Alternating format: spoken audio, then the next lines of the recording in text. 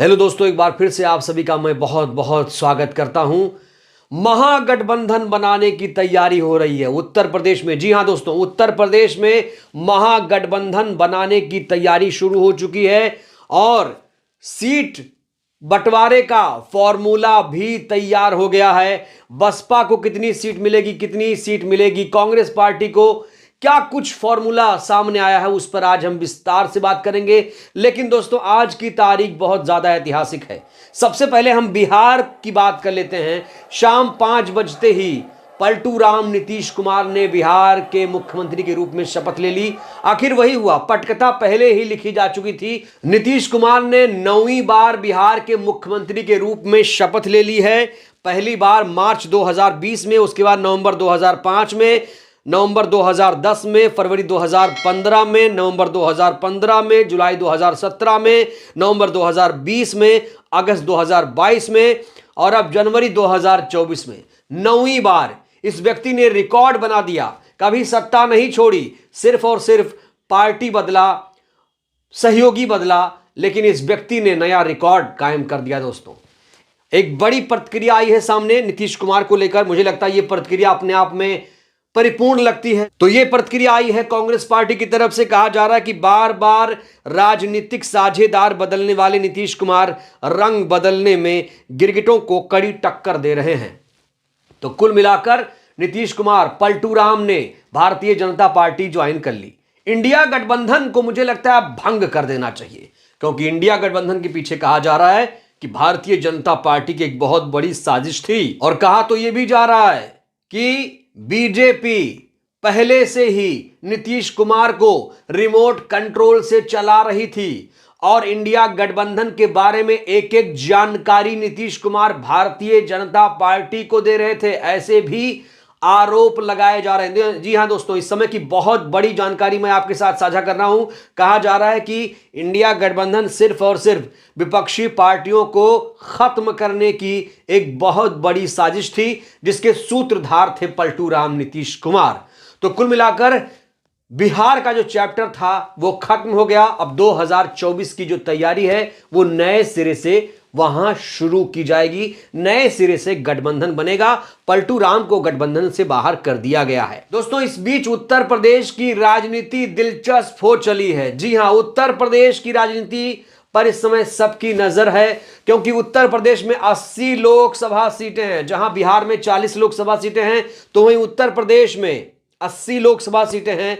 और कहते हैं कि अगर किसी को प्रधानमंत्री बनना है तो उत्तर प्रदेश की चाबी उसे चाहिए, और इसी चाबी के लिए जंग छिड़ गई है।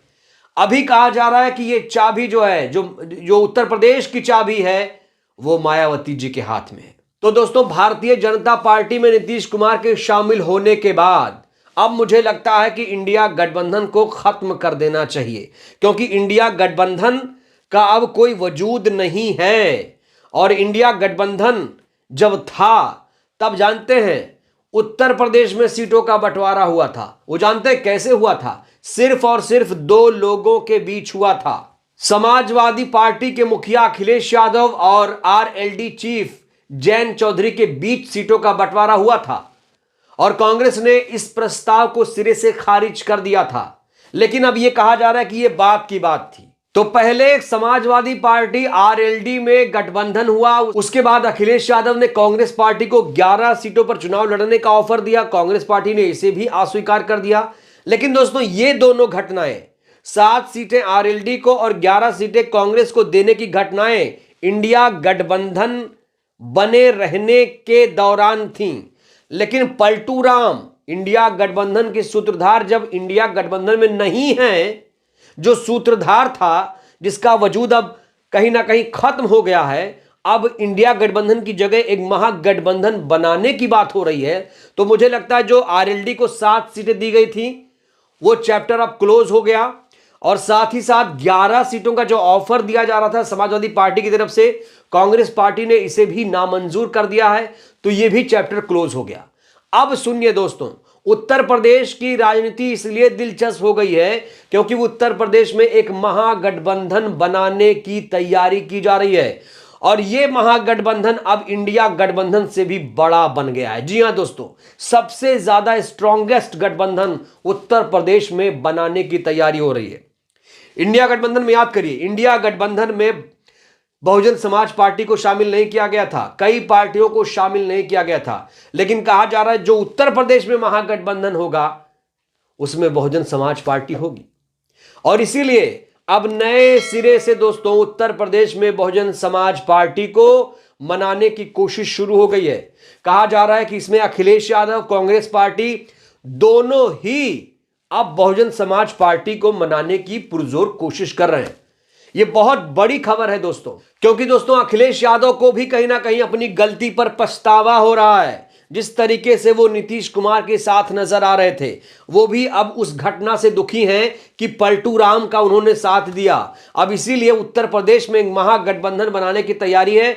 सीटों का फॉर्मूले की बात भी सामने आ रही है, सोशल मीडिया पर भी लोग बात कर रहे हैं।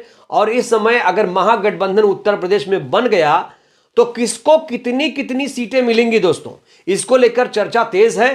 फॉर्मूला कुछ इस प्रकार है, जरा ध्यान से सुनिएगा दोस्तों। फॉर्मूला जो आया है उत्तर प्रदेश में महागठबंधन का, वो इस प्रकार रहने वाला है। Bahujan Samaj party 30 Lok Sabha seat, Samajwadi party 26 Lok Sabha seat, Congress party 15 Lok Sabha seat, RLD जो है 7 लोकसभा सीट, एएसपी चंद्रशेखर की पार्टी 1 सीट, पल्लवी पटेल की पार्टी 1 सीट। तो कुल मिलाकर 80 लोकसभा सीटों को कुछ इस तरीके से बांटा गया है जिससे जातीय समीकरण को साधा जा सके।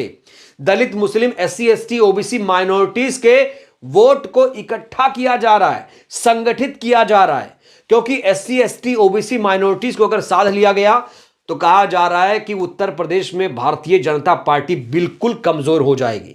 और दोस्तों ये जो कोशिश हो रही है इस समय, जो उत्तर प्रदेश में कोशिश हो रही है महागठबंधन की, वो बेहद ही लाजवाब फॉर्मूला बताया जा रहा है। बहुत ही शानदार कोशिश है दोस्तों। आपको यह भी अपडेट दे दूं कि 31 जनवरी से पहले सीट शेयरिंग के फॉर्मूले की बात भी सामने आ रही है। कहा जा रहा है कि 31 जनवरी तक ये जो फॉर्मूला है इसे लागू कर दिया जाएगा।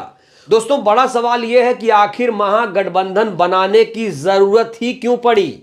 जरूरत इसलिए पड़ी क्योंकि चाहे ममता बनर्जी जी हो, चाहे केजरीवाल जी हो, चाहे पलटू राम नीतीश कुमार हो, पलटू राम तो सबसे अलग है दोस्तों। इस व्यक्ति की जितनी निंदा की जाए उतना ही कम है। इस व्यक्ति ने अपनी छवि को एकदम धूमिल कर दिया है।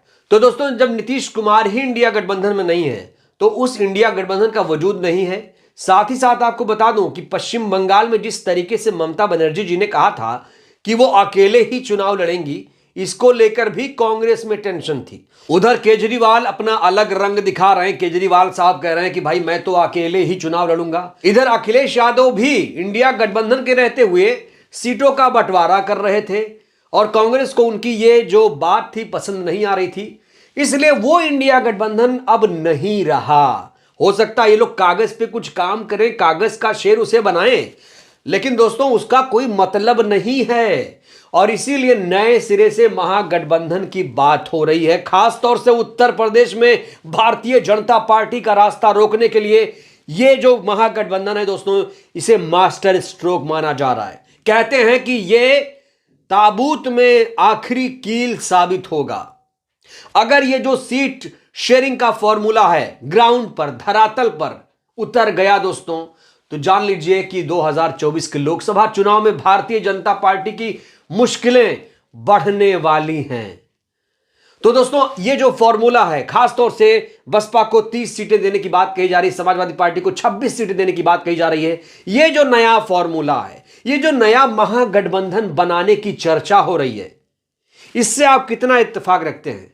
क्या लगता है, क्या ये जो फॉर्मूला, नया फॉर्मूला इंडिया गठबंधन के बाद बन रहा है, इसको लेकर आप क्या सोचते हैं? दोस्तों इस पर अपनी प्रतिक्रिया आप लोग जरूर दीजिए। मैं चाहता हूं कि हर व्यक्ति इस पर अपनी प्रतिक्रिया दे। बहुत जरूरी हो जाता है लोगों की राय। इस समय लोग क्या सोचते हैं, लोगों की राय से ही लोकतंत्र चल रहा है। इसलिए मैं चाहता हूं आप लोग वीडियो को ना सिर्फ लाइक करिए बल्कि अपनी राय भी दीजिए। दोस्तों वीडियो को खूब लाइक करिए, चैनल को सब्सक्राइब करिए, नए हैं तो वीडियो को जन जन तक पहुंचाए जिससे देश की जनता जागरूक हो। बहुत बहुत धन्यवाद, शुक्रिया। जय भारत, जय संविधान।